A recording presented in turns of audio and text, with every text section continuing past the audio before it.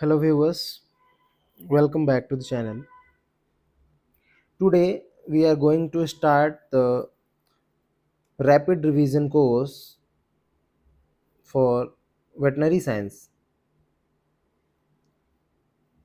Today is day 1 and we are about to study veterinary surgery and radiology. We will start with the general surgery.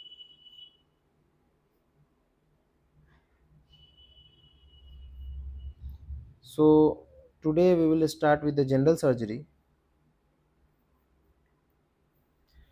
Uh, Here is some point which you must remember. ये बिल्कुल याद करने वाले कुछ हैं, शायद ही कोई इसमें से क्वेश्चन आए, बट स्टार्ट करने के लिए हम शुरू करते हैं कि सर्जरी जो वर्ड है ये आता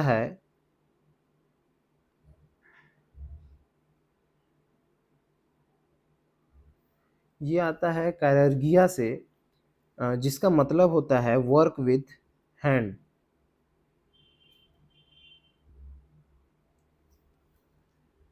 हाथ से किया हुआ जो काम है ये है सर्जरी, जिसमें कायरर का मतलब है हैंड, एर्गोन का मतलब है एक्शन। इसके अलावा कुछ सिंपल डेटा हैं वो कुछ याद कर लेते हैं कि फर्स्ट वेटनरी स्कूल कहाँ ओपन हुआ, तो ये पता होगा कि 1761 और फ्रांस में ओपन हुआ था। किसने ओपन किया था वो इम्पोर्टेंट है।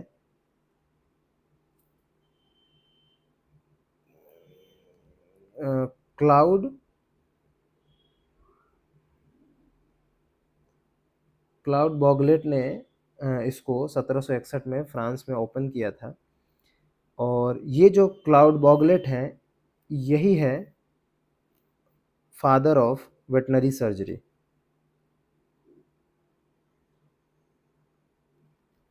फादर ऑफ वेटनरी सर्जरी यही है। अगर ओवरऑल की बात करें तो फादर ऑफ सर्जरी कौन है?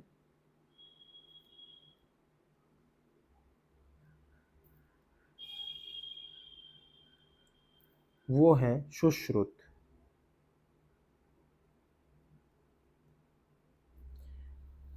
वो फादर ऑफ सर्जरी हैं और ये वेटनरी सर्जरी है। इसके अलावा जो जोसेफ लिस्टर हैं और लुइस पास्चर हैं, इन दोनों का नाम आता है कि इन्होंने एसेप्सिस को इंट्रोड्यूस किया था सर्जरी में। Means they introduced asepsis in surgery. इसके अलावा ऐसे तो बहुत ज़्यादा साइंटिस्ट हो जाएंगे कि पहला एनेस्थीसिया किसने यूज़ किया, बट एक और नाम है जो फेमस है, आर इबर्लिन। ये है father of veterinary radiology. Father of veterinary radiology है डॉक्टर आर इबर्लिन। इसके अलावा एक फुल फॉर्म है ISVS, Indian society of veterinary surgery.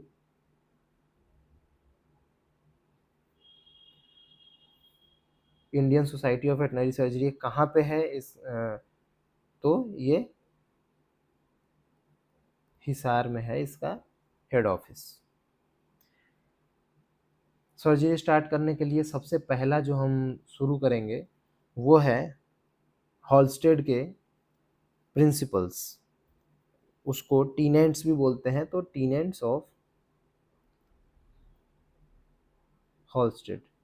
ये ऐसा क्वेश्चन नहीं पूछा जाएगा, बट फिर भी ये पता होना चाहिए कि टीनेंट्स ऑफ हॉलस्टेड क्या है। ये टोटल 7 प्रिंसिपल्स हैं। कि पहला है कि जेंटल हैंडलिंग होना चाहिए टिश्यूज़ का, जेंटल हैंडलिंग ऑफ। इनको आप 1.5 और 2x पे जल्दी जल्दी देख सकते हैं। इसके अलावा है कि हेमोस्टेसिस को हीमोस्टेसिस को मेटिकुलस हीमोस्टेसिस होना चाहिए, या हेमोरेज को रोकना है ना। तो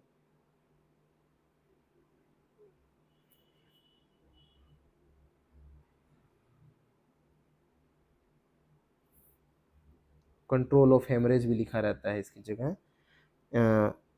ब्लड सप्लाई को प्रिजर्व करना है।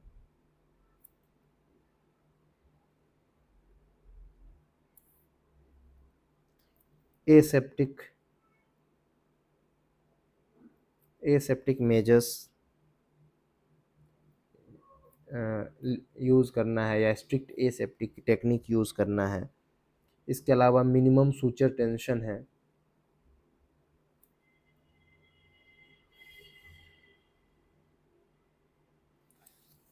We have to use the minimum suture tension. Accurate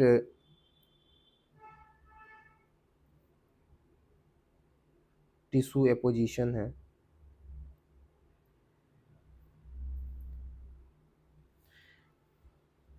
और last, obliteration of dead spaces. इन्हीं को अलग अलग वर्ड्स में अलग अलग बुक में लिखा रहेगा, बट ओवरऑल मेनली यही है कि डेड स्पेस नहीं होना चाहिए, टिश्यू एपोजिशन सही होना चाहिए, सूचर का टेंशन कम होना चाहिए, एसेप्टिक मेजर होना चाहिए, ब्लड सप्लाई को प्रिजर्व करना है और हेमरेज को रोकना है, और जेंटल हैंडलिंग करनी है टिश्यूज़ की। ये जो हॉलस्टेड है, इन्होंने दिया कब था? तो ये 19th सेंचुरी में दिया था। ये 19th सेंचुरी में ये दिया था। अब हम जल्दी से इस आगे बढ़ते हैं, वो है क्लासिफिकेशन।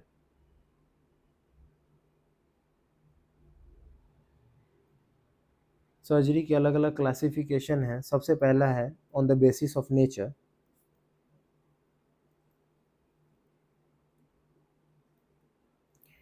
नेचर के बेसिस पे जनरल या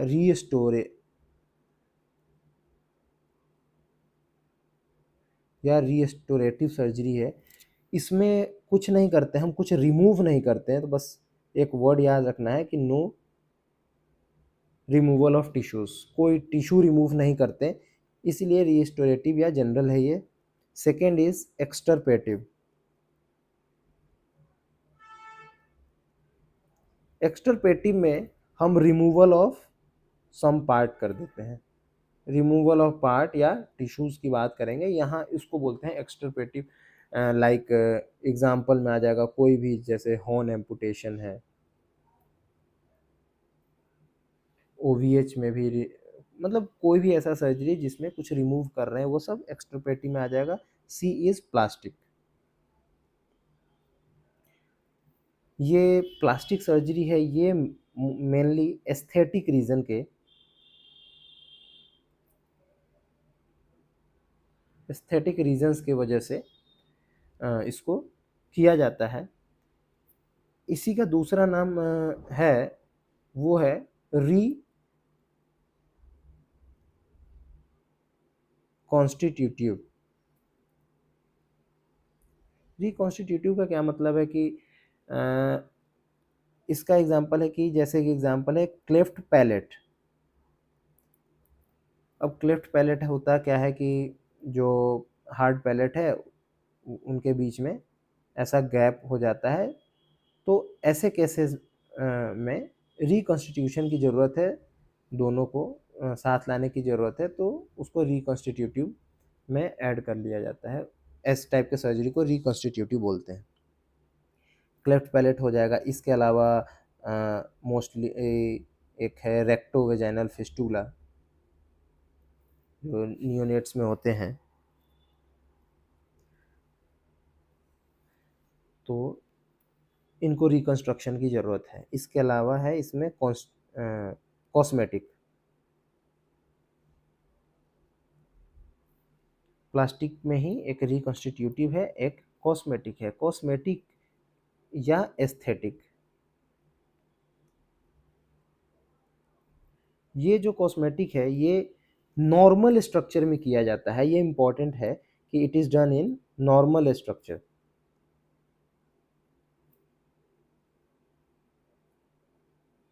कोई डिजीज कंडीशन नहीं है, नॉर्मल स्ट्रक्चर है, उसमें ये किया जाता है। क्यों करते हैं? To make more attractive. Example में टेल एम्पुटेशन कर देते हैं।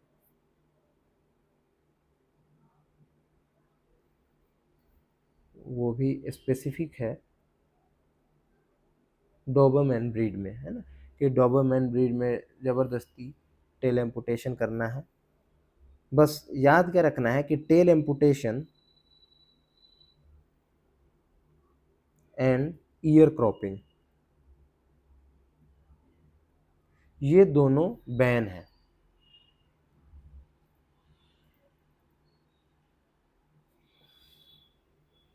इसके बाद अगला टाइप की सर्जरी की बात करते हैं कॉस्मेटिक के बाद, ये सी था। कॉस्मेटिक के बाद की बात करते हैं तो रिप्लेसमेंट सर्जरी। रिप्लेसमेंट सर्जरी में लाइक एग्जांपल है हार्ट वाल्व रिप्लेसमेंट। इसके बाद फिजियोलॉजिकल,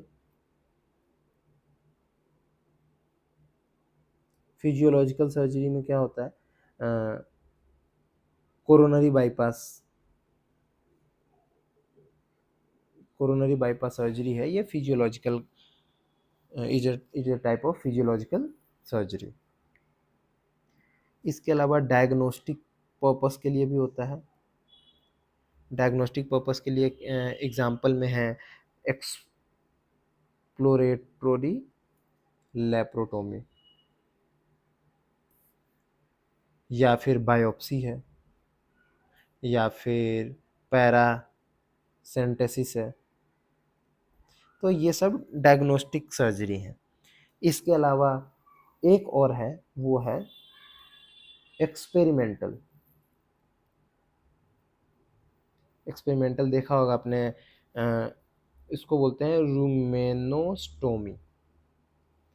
ये रूमेनोटोमी नहीं है, ये रूमेनोस्टोमी है। इसमें ओपनिंग बना के रखते हैं, न्यूट्रिशन वाले मेनली करते हैं कि वहाँ से फीड को निकालते हैं, कुछ स्टडी करते हैं। तो एक्सपेरिमेंटल पर्पस के लिए भी सर्जरी की जाती है, उनका है, उसको बोलते हैं रूमेनोस्टोमी। तो ये जो पूरा सर्जरी का क्लासिफिकेशन हुआ, ये हुआ on the basis of nature. Surgery का नेचर कैसा है, इसके बेसिस पे हमने ये बात कर लिया, इतने टाइप की सर्जरी होती है। अब हम बात करते हैं कि on the basis of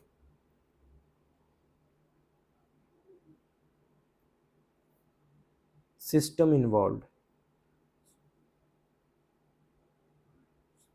system कौन कौन सा इन्वॉल्व हो सकता है उसके बेसिस पे, तो ये बहुत इजी है कि थोरैसिक है या एब्डोमिनल सर्जरी है। तो ये किस टाइप की सर्जरी है, तो ये इजी है कि सिस्टम इन्वॉल्व के बेसिस पे। इसके बाद बात करते हैं कि on the basis of instrument used. Instrument कौन सा यूज हो रहा है उसके बेसिस पे क्या क्या है। तो पहला है जनरल, जिसमें जनरल इंस्ट्रूमेंट यूज करते हैं।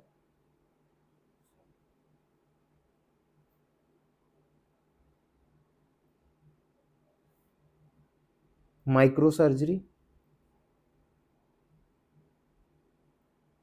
माइक्रो में कोई भी मैग्निफिकेशन अगर यूज हो जाएगा तो वो माइक्रो सर्जरी में आ जाएगा। Magnification is used. एग्जाम्पल आपको पता होगा कि ये ऑप्थेल्मिक सर्जरीज में ये यूज हो जाती है मैग्निफिकेशन। इसके अलावा है, अगर इंस्ट्रूमेंट ऑर्थोपेडिक होंगे तो ऑर्थोपेडिक सर्जरी हो जाएगा।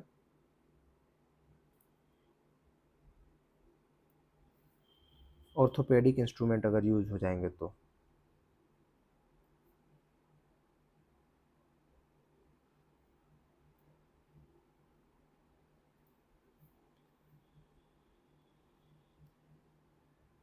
सिमिलरली क्रायो सर्जरी है,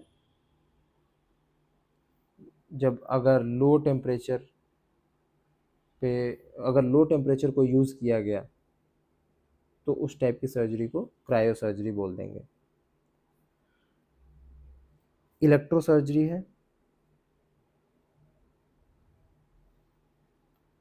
अगर इलेक्ट्रिसिटी यूज़ कर लिया गया।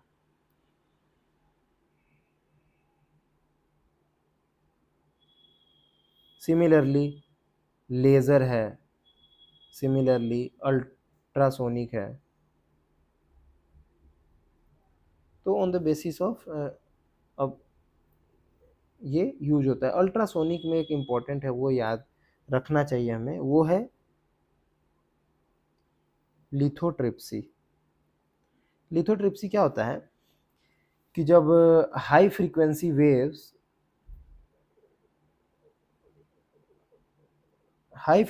वेव्स को यूज़ करते हैं टू डिस्ट्रॉय स्टोन्स, कहीं पे स्टोन्स है और हाई फ्रीक्वेंसी वेव्स है, इसमें इसको यूज़ कर लिया गया और इसको इन सब को डिस्ट्रॉय कर लिया जाएगा, तो इस टाइप की सर्जरी को अल्ट्रासोनिक सर्जरी में इंक्लूड किया जाएगा। Similarly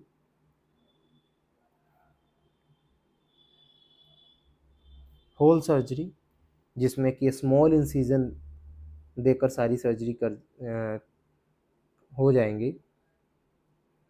example is laparoscopic surgery. तो ये इतने सारे इसके टाइप्स हैं।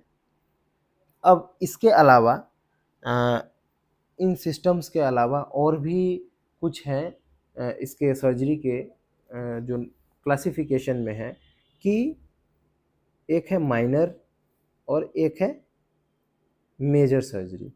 माइनर सर्जरी वो कहलाएगा जिसमें there is no threat to life. यहाँ वो है जहाँ पे surgical risk is maximum and there is threat to life.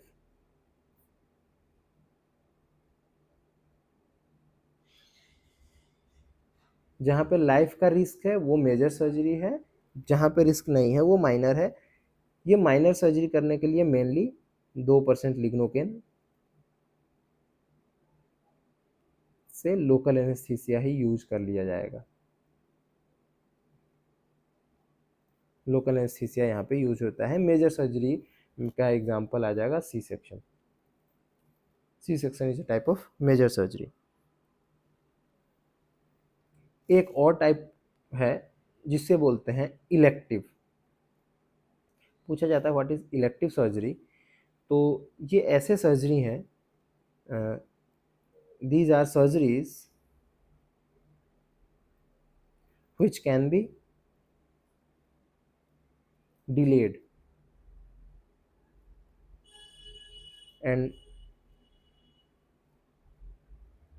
and carried out under favorable circumstances, जैसे कि castration. Castration is a type of elective surgery. इसके अलावा है लास्ट, वो है emergency. Emergency surgery. Emergency surgery कौन से होती है कि if the surgery is not performed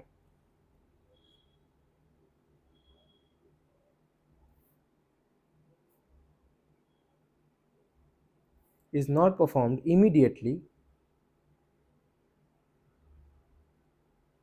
then animal will die. Animal will die, इसका एग्जाम्पल हो जाएगा सी सेक्शन। अगर तुरंत में नहीं किया गया तो एनिमल डाई कर जाएगा। इस टाइप के सर्जरी को इमरजेंसी बोल देंगे। सिमिलरली इलेक्टिव याद रखना है इसमें कि इलेक्टिव का एग्जाम्पल है कास्ट्रेशन। मेजर और माइनर हो गया। अब हम बात करते हैं प्री रिक्विजिट कंसिडरेशन की, क्या क्या रिक्वायरमेंट है।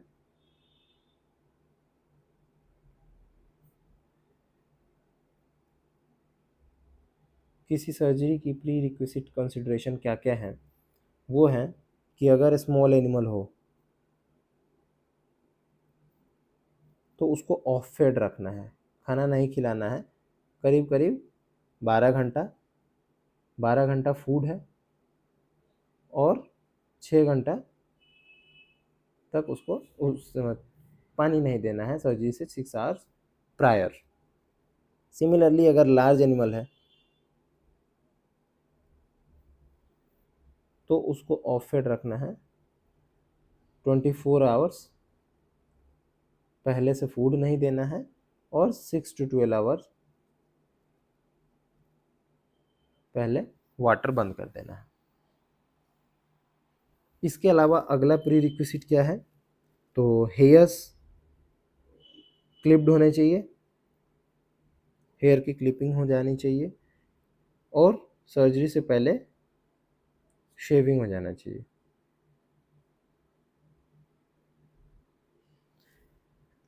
अगला है स्क्रबिंग। स्क्रबिंग एटलीस्ट 4 टाइम्स जो साइट है, जो साइट है उसको सेवलॉन है या डिटॉल है, इससे लाइक अगर मान लीजिए ट्यूमर है ऐसा कुछ, तो इस पूरे एरिया को सेवलॉन से या फिर डिटॉल से एटलीस्ट 4 बार इसको अच्छे से वॉश हो जाना चाहिए। इंसीजन की बात करें तो जो इंसीजन साइट है, लाइक अगर ऐसा है कि इंसीजन साइट यहाँ पे है तो इंसीजन साइट सबसे पहले स्क्रब किया जाएगा और यहाँ से बाहर की तरफ स्क्रबिंग होगी ऐसे, इस यहाँ से स्टार्ट करके और बाहर की तरफ जाएगा। इस जो मेथड होता है इसको बोलते हैं सेंट्रीफ्यूगल। तो यहाँ इसको लिखते हैं कि incision site should be scrubbed first, then periphery, और इसी को बोलते हैं सेंट्रीफ्यूगल स्क्रबिंग होनी चाहिए। कि स्क्रबिंग करना कैसे है। अब स्क्रबिंग हो गया है, साफ हो गया है, तो उसके बाद after scrubbing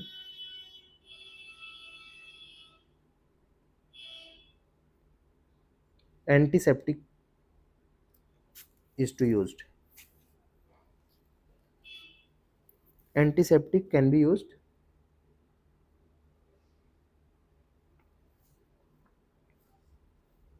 for final scrub. इस एंटीसेप्टिक में हम यूज़ करते हैं बीटाडीन और 2.5% टिंचर आयोडीन।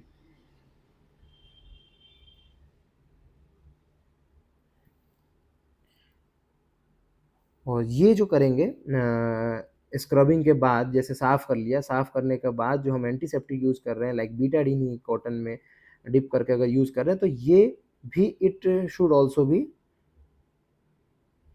सेंट्रीफ्यूगल।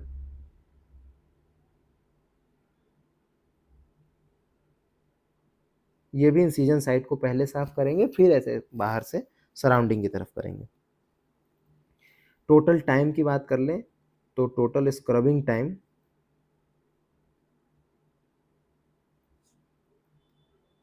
7 से 10 मिनट तक का रहेगा।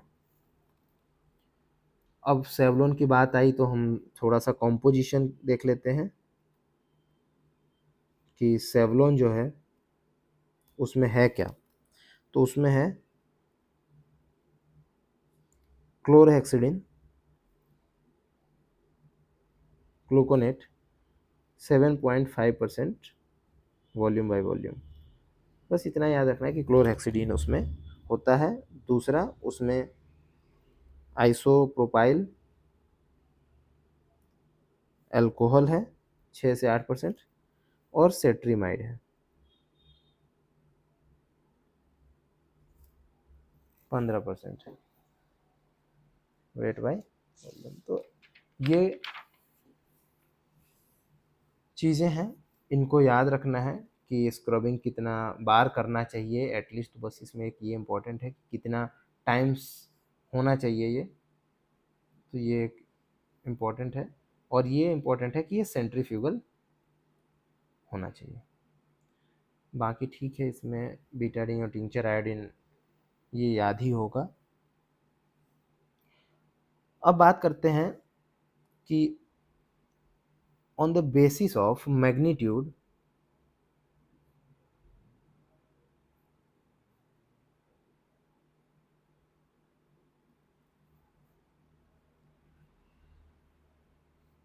Of risk of infection,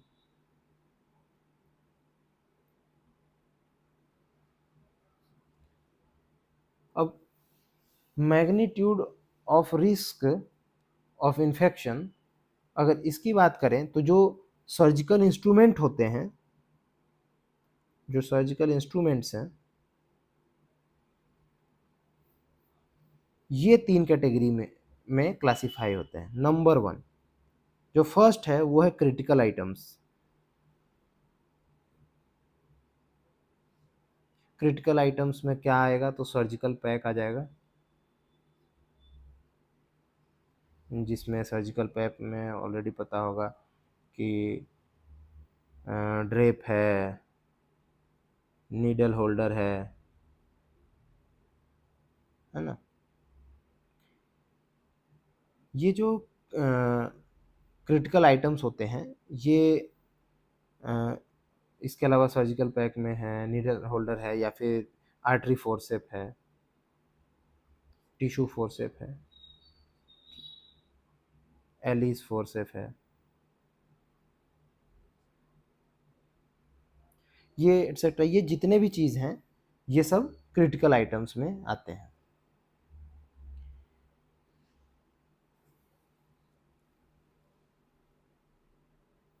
These are mainly introduced beneath the surface of body।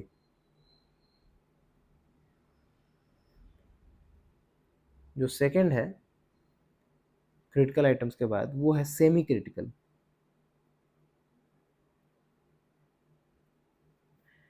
Semi critical में एग्जांपल है एंडोट्रैकियल ट्यूब। एंडोट्रैकियल ट्यूब क्या होता है कि ये डायरेक्ट कांटेक्ट में आते हैं, बट किसके, म्यूकस मेम्ब्रेन के। ऐसा नहीं कि बॉडी को ओपन किया उसके अंदर, जैसे कि टिश्यू फोर्सेप है, नीडल होल्डर है, इन सब अंदर के सरफेस को टच कर रहा है, ऐसा ये टच नहीं करते हैं। लेकिन हाँ, ये म्यूकस मेम्ब्रेन को टच करेंगे। सो लिख देते हैं ये, this comes in direct contact with mucous membrane. ये म्यूकस मेम्ब्रेन के डायरेक्ट कांटेक्ट में होते हैं। एग्जांपल में एंडोस्कोप है,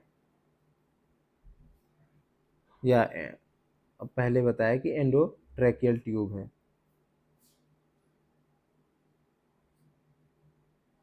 तो एंडोस्कोप है या एंडोट्रैकियल ट्यूब, इनको सेमी क्रिटिकल इंस्ट्रूमेंट में रखा गया है। तीसरा आता है बिल्कुल नॉन क्रिटिकल। ये ऐसे इंस्ट्रूमेंट है जो डायरेक्ट कांटेक्ट करेंगे ही नहीं, they do not make direct contact with patient body. Example में है रीब्रीदिंग बैग्स,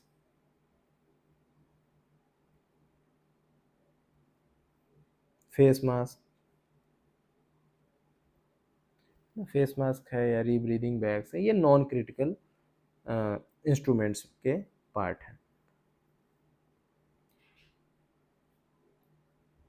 अब जो हम टॉपिक पढ़ रहे हैं इससे श्योर शॉर्ट कोई ना कुछ क्वेश्चन आने ही वाला है। इसका हेडिंग है suture techniques, suture techniques and suturing. Suture material हो जाए या सूचर के टेक्निक्स हो जाए, इनसे तो श्योर क्वेश्चन आता ही आता है।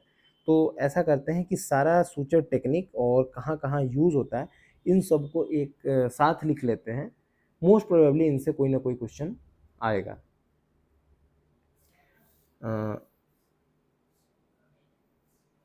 तो इस साइड हम लिखते हैं कि सूचर का पैटर्न और इस साइड लिखेंगे कि ऑर्गन कहाँ पे यूज़ होता है।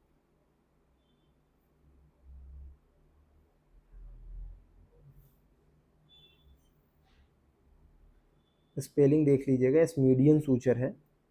ये कहाँ यूज़ होता है? तो ये इंटेस्टाइन्स में यूज़ होता है।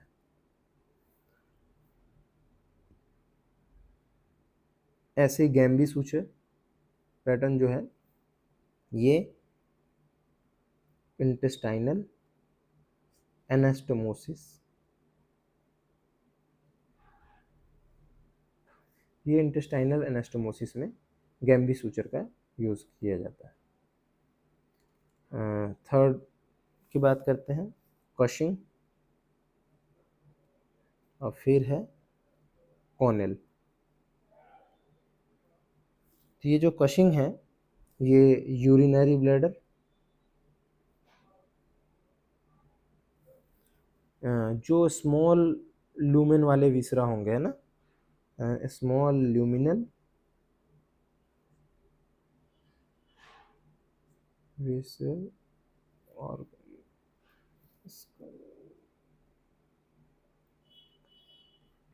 कॉनेल है ये इसोफेगस। सिमिलरली ये इम्पोर्टेंट है, ये आया हुआ क्वेश्चन है पहले भी कि पार्कर कर सूचर, ये आई थिंक 22 में आया है कि पार्कर का सूचर पैटर्न ये कहाँ पे यूज़ होता है ना? तो इसको आपको याद रखना है कि इंटेस्टाइनल एनास्टोमोसिस या स्टम्प क्लोजर, इनमें ये यूज़ किया जाता है। ये ऑलरेडी आया हुआ क्वेश्चन है, बाकी कोई ना कोई रिपीट होगा ही या फिर इसी में से कोई दूसरा आएगा ही। सूचर पैटर्न पे अक्सर क्वेश्चन पूछे ही जाते हैं। इसके बाद बात करते हैं कि इवर्जन है, इवर्जन टाइप के सूचर कहाँ लगाए जाते हैं, और बटन सूचर इनको कहाँ यूज़ किया जाता है। तो इवर्जन है वो ब्लड वेसल्स को अगर सूचर लगाना होता है तो इवर्जन टाइप के suture use suturing technique use किया जाता है। बटन सूचर की बात करते हैं तो ये ऑरल हीमेटोमा,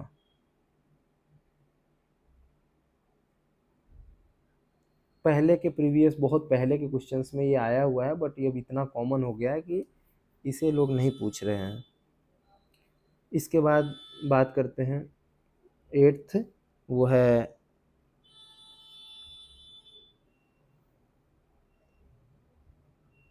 टेंशन रिलैक्सेशन। ये टेंशन रिलैक्सेशन में दो हैं, एक है क्विल स्विचर पैटर्न जो है वो बर्न के केसेस में है, और नियर नियर फार फार ये भी स्किन में यूज़ किया जाता है। इसके बाद की बात करें अगर तो एक इम्पॉर्टेंट है लॉक स्टिच, हो सकता है ये इम्पॉर्टेंट है, ये आ सकता है। लॉक स्टिच है ये हर्निया में ये पैटर्न यूज़ किया जाता है हर्निया क्लोज करने के लिए। सिमिलरली एक है पर्स स्ट्रिंग, तो ये गायनी वाले मोस्टली यूज़ करते हैं, तो ये प्रोलैप्स में प्रोलैप्स में ये यूज़ किया जाता है। ठीक है, एक इम्पॉर्टेंट है अगला, वो है बनेल मेयर। ये आ सकता है कि बनेल मेयर किस में यूज़ होता है, तो ये टेंडन रिपेयर करने में यूज़ होता है, कि बनेल मेयर टेंडन रिपेयर करने में यूज़ होता है। सिमिलरली अब और अगर देख लें तो सर्कलेज और हेमी सर्कलेज,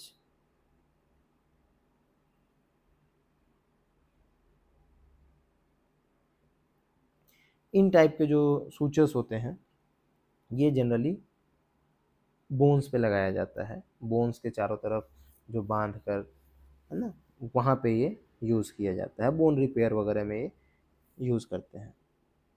मेनली ये वायर वगैरह से लगाते हैं, सर्कलेज और हेमी सर्कलेज। जो हम आगे ऑर्थोपेडिक्स पढ़ेंगे तो चीज़ें और क्लियर हो जाएंगी।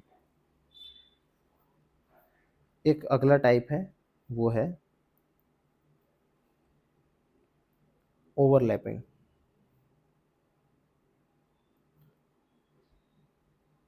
जो ओवरलैपिंग सूचर है ये इम्पोर्टेंट है बहुत, है ना।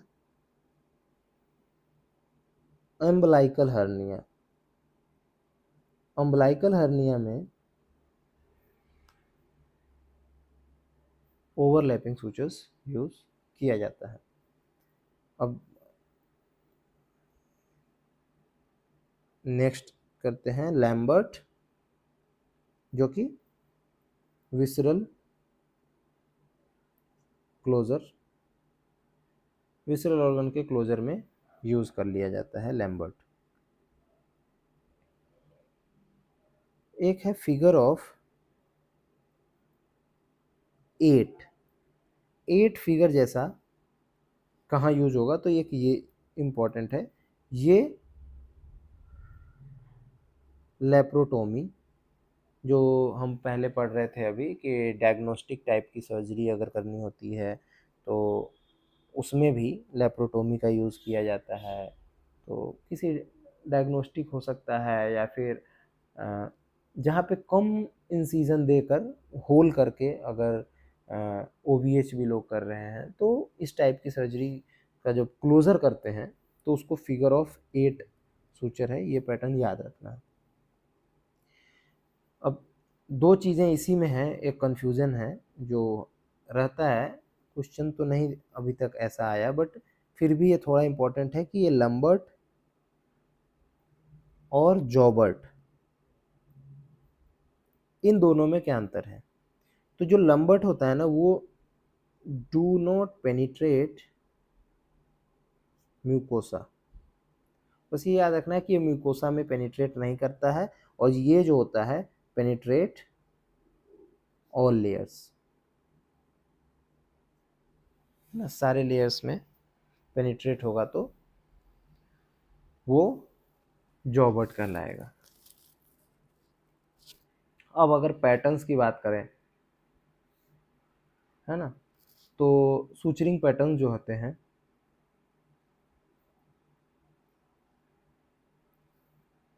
इनको क्लासिफाई किया गया है कि या तो एपोजिशन हो सकते हैं, या ये इन्वर्जन हो सकते हैं, इन्वर्जन टाइप के, या फिर ये ईवर्जन टाइप के सूचर हो सकते हैं, या लास्ट है पर्स स्ट्रिंग टाइप के सूचर हो सकते हैं।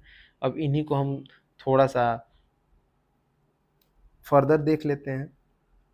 जो पर्स स्ट्रिंग सूचर है, ये तो हमें ऑलरेडी पता है कि ये होता क्या है कि अगर ऐसा कुछ है, फॉर एग्जांपल ये वेजाइनल प्रोलैप्स हो गया है, यहाँ से ऑर्गन बाहर आ गया है, तो ऐसे सिनेरियो में ये पर्सिस्टिंग सूचक एंट्री होती है, और ऐसे इधर से निकाल के और ऐसे करके और यहाँ पे नोट लगा दिया जाता है। मतलब ये जो पहले इतना रेडियस था, इस रेडियस को कम कर दिया जाता है 2-3 फिंगर्स देखकर, और फिर इसको बंद कर दिया जाता है तो ये तो परसिस्टिंग हो गया। ई वर्जन टाइप का जो सूचर होता है ये तब लगाते हैं जब किसी टिश्यूज में बहुत टेंशन होता है, means on tissues having tension. जैसे कि एग्जांपल अभी ब्लड वेसल, तो ब्लड वेसल में लगाने के लिए इवर्जन, इवर्जन में क्या होता है कि अगर हम सूचर लगाते हैं तो ये ऐसे होके बाहर की तरफ थोड़ा सा आउटवर्ड हो जाएगा, मतलब एपोजिशन में होता है, एक ये है और ए स्किन सरफेस या ये सरफेस, दोनों सरफेस एक दूसरे को अपोज कर जाती हैं। इन वर्जन में हो जाएगा कि ये नीचे की तरफ बेंड कर जाती हैं, ई वर्जन में ये बाहर की तरफ राइज कर जाती हैं। तो इनवर्जन एपोजिशन को पहले देख लेते हैं। एपोजिशनल सूचर है, इसमें सिंपल इंटरप्टेड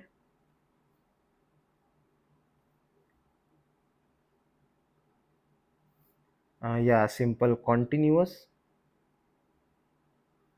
या कॉन्टिन्यूअस लॉक स्टिच या सबकट है, सब क्यूटिकुलर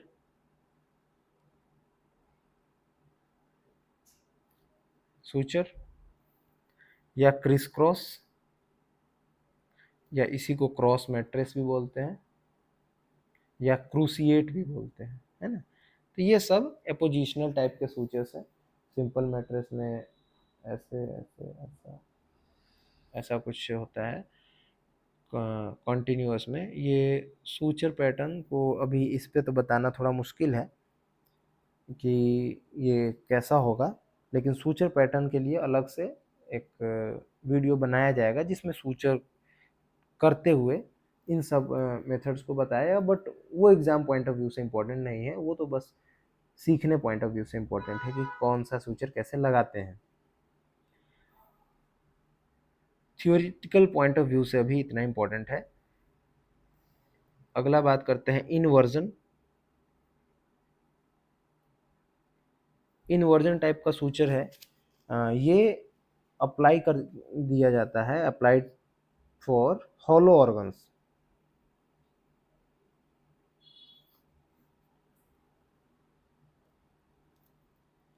ऐसे हॉलो ऑर्गन्स है ना,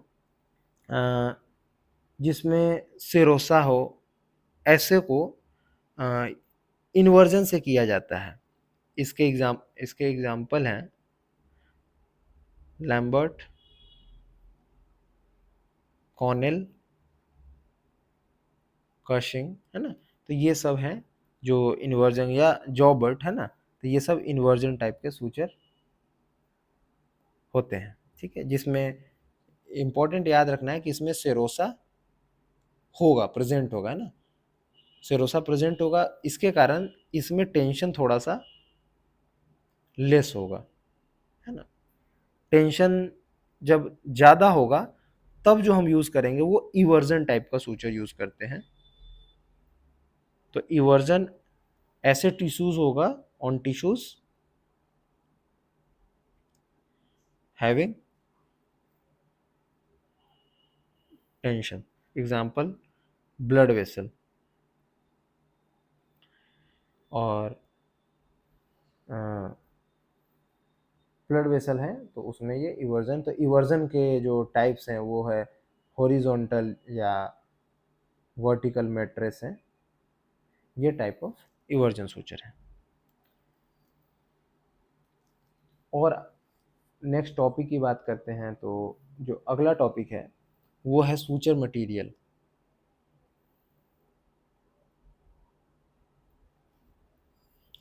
सूचर मटेरियल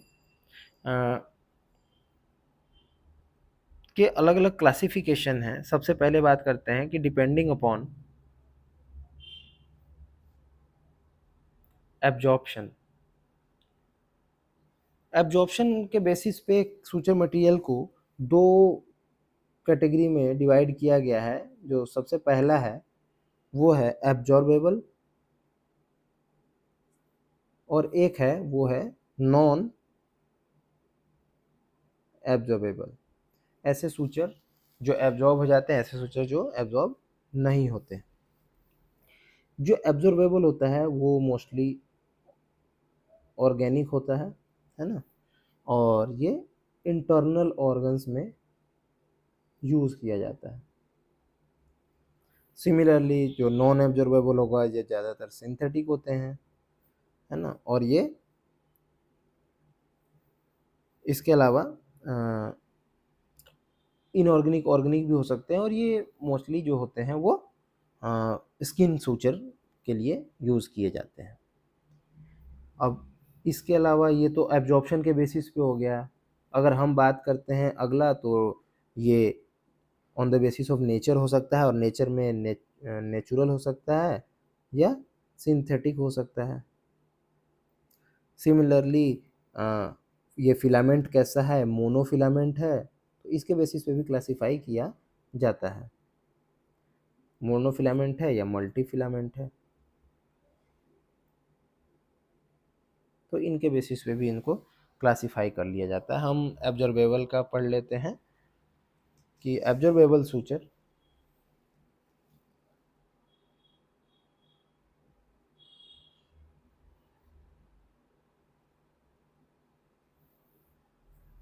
ये generally used in internal organs.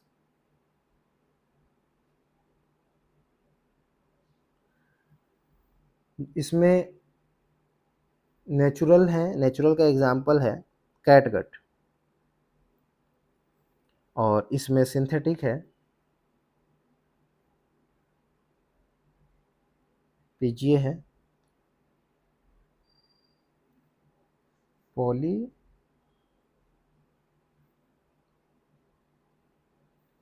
गैलेक्टिन 910, ये इसी को विक्रिल बोलते हैं ना, पॉलीगैलेक्टिन 910 को ही विक्रिल भी हम लोग बोलते हैं। अब देखिए ये सूचर जो होते हैं ये बहुत ही अलग अलग अलग अलग साइज में आते हैं। साइज से क्या मतलब है, कभी किसी पे 10 होगा, कभी कोई 1 होगा, कभी कुछ होगा, तो उस चीज़ को थोड़ा सा समझ लेते हैं कि इसमें नंबरिंग जो होती है तो दो टाइप की होती है। एक नंबरिंग है कि ये 1-0 होगा, या 2-0 होगा, या 3-0 होगा, या 4-0 होगा ना। सिमिलरली एक और नंबरिंग है जो डायरेक्ट होगा 1 या 2 या 3 या 4 या 5, इस टाइप की नंबरिंग होगी। इस नंबरिंग का क्या मतलब है, जो 1-0 है इसकी थिकनेस जैसे जैसे आगे बढ़ेगा डिक्रीज होगा,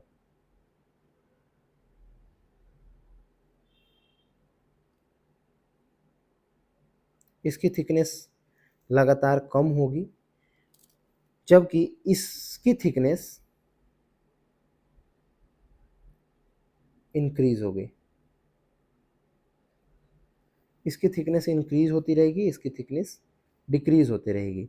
तो जो 4-0 है ये बहुत ही पतला होगा, है ना, इसकी थिकनेस बहुत ही कम होगी, इसीलिए इसको आई सर्जरी में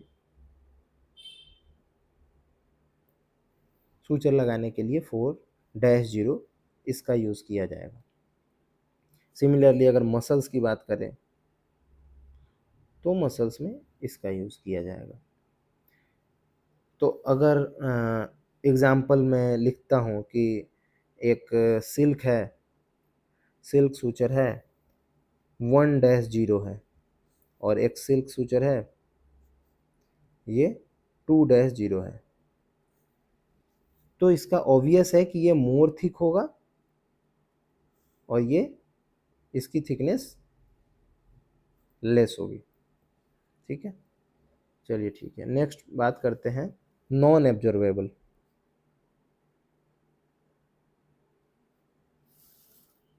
नॉन एब्जॉर्बेबल जो सूचर होते हैं ये जनरली सिंथेटिक होते हैं। ये जनरली सिंथेटिक होते हैं। कुछ नॉन ऑब्जर्वेबल सूचर जो होते हैं वो सिंथेटिक नहीं भी होते हैं। तो ऐसे नॉन ऑब्जर्वेबल जो सिंथेटिक नहीं है, लिख लेते हैं कि some non observable suture that are not synthetic in nature. Example में है कॉटन, सिल्क। ये एब्जॉर्ब तो नहीं होते पर ये सिंथेटिक नहीं है, लेकिन कुछ सिंथेटिक है। जो सिंथेटिक है वो है नायलॉन और टेरिलिन, है ना। तो ये सिंथेटिक है। अब हम अलग से एब्जॉर्बेबल, नॉन एब्जॉर्बेबल सबको, कुछ को डिटेल में पढ़ लेते हैं। अभी तो ये ऊपर ऊपर से ओवरव्यू हो गया है, इसको डिटेल में पढ़ लेते हैं। तो फिलहाल हम इसके बाद जो नेक्स्ट टॉपिक है उसको अगले वीडियो में ही कवर करेंगे। वो नेक्स्ट टॉपिक होगा एब्जॉर्बेबल, जिसमें कैटगट, और इस कैटगट को थोड़ा सा डिटेल में पढ़ेंगे। उम्मीद कर रहा हूँ कि ये क्लास बेटर लग रहा होगा। अगर देखिए, अपन इसलिए डिटेल में पढ़ रहे हैं क्योंकि वो ज़माना अब चला गया है जब क्वेश्चन डायरेक्ट आते थे कि बताओ कैटगट क्या है, एब्जॉर्बेबल है नॉन एब्जॉर्बेबल है, कैटगट क्या है, नेचुरल है सिंथेटिक है। अब उस टाइप के क्वेश्चंस नहीं आते। अब आपसे कुछ भी पूछा जा सकता है ना कि सूचर पैटर्न पे आप क्वेश्चन बनने लग गए हैं। अब हो सकता है कि अब सूचर पैटर्न पे पूछे कि फिगर ऑफ 8 किस में यूज़ किया जाता है, लॉक स्टिच किस में यूज़ किया जाता है, बनल मेयर किस में यूज़ किया जाता है ना, या पार्कर केयर, है ना, स्टम्प क्लोजर में यूज़ किया जाता है या एनास्टोमोसिस में यूज़ किया जाता है। तो सूचर पैटर्न से लेके हम लोग इसी तरह से थोड़ा सा डिटेल में इसलिए पढ़ रहे हैं क्योंकि अगर कोई स्टूडेंट होगा जो अभी 4th ईयर में हो, तो उसे भी कुछ हेल्प हो जाएगा। अदरवाइज़ अगर आपके पास ऑलरेडी नोट्स हैं तब तो इसमें ऐड ऑन अगर कुछ हो रहा है तो ठीक है। अदरवाइज़ अगर आपके पास नोट्स नहीं है तो आप इसको जल्दी जल्दी लिख भी सकते हैं। सेंटेंस लिखने की ज़रूरत नहीं है, आप अपने वर्ड्स में इसको लिखते हुए आगे बढ़ सकते हैं। इसके बाद हम ऑब्जर्वेबल को नेक्स्ट क्लास में आज ही पढ़ेंगे। ठीक है, ओके। शेयर कर दीजिए जिसको भी आपको लगे कि ये ज़रूरत है, या कोई ऐसा हो जो तैयारी कर रहा हो, उसे नोट्स नहीं मिल रहा हो, या फिर वो समझ नहीं आ रहा कि किस रफ्तार से पढ़ें, तो ये बेटर हो सकता है, ये हेल्पफुल होगा। Okay, thanks a lot.